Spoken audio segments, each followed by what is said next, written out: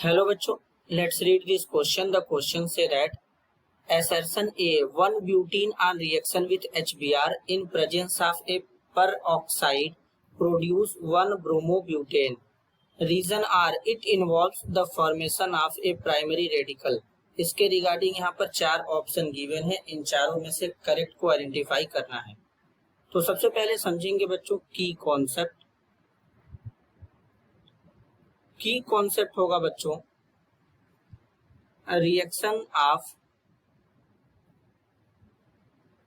Alkene. सबसे पहले बच्चों वन ब्यूटीन लेंगे। क्या लेंगे? वन ब्यूटीन लेंगे कुछ इस तरीके से CH3 CH2 CH double bond CH2, इसको कहते हैं बच्चों वन ब्यूटीन। अब इसमें HBr का रिएक्शन कराएंगे पेरोक्साइड के प्रेजेंस में। PHCO का ट्वाइस O O2। अब बेसिकली बच्चों यहाँ पे क्या होगा, प्रोडक्ट का फॉर्मेशन होगा CH3 CH2 CH2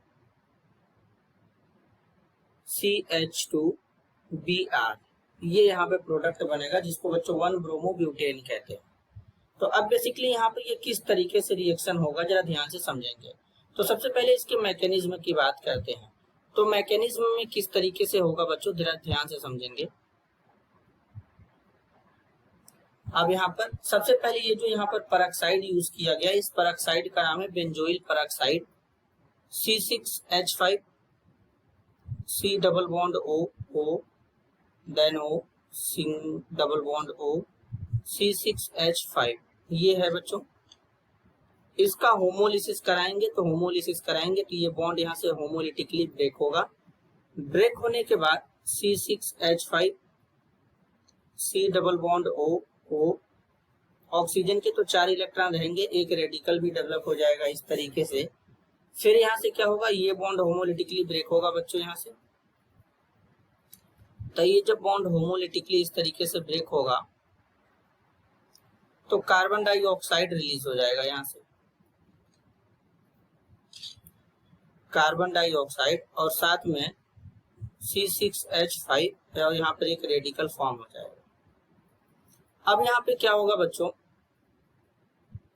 जो C6H5 रेडिकल है HBr के साथ रिएक्ट करेगा, होमोलिटिकली बॉन्ड ब्रेक होगा।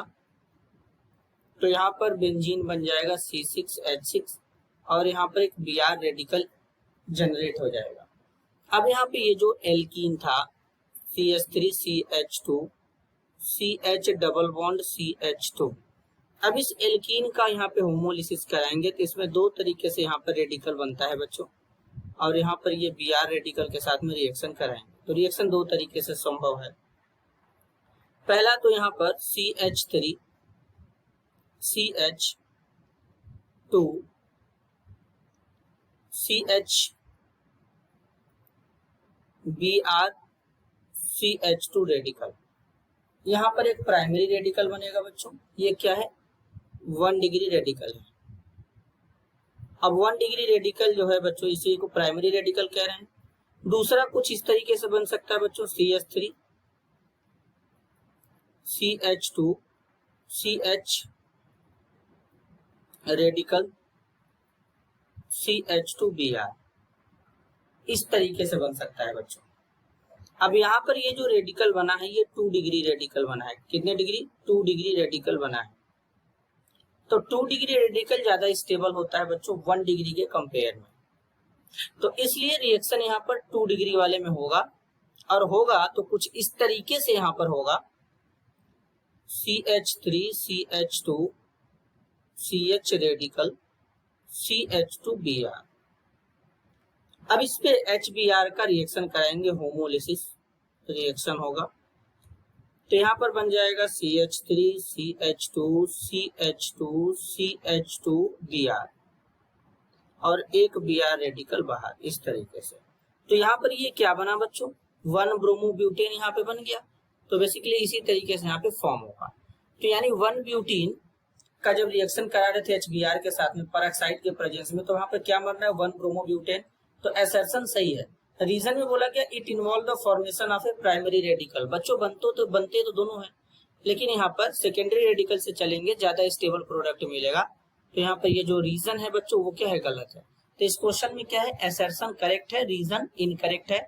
तो करेक्ट आंसर होगा बच्चों option 3, if assertion A is true but the reason R is false. This is your answer. I hope you understood it well. All the best.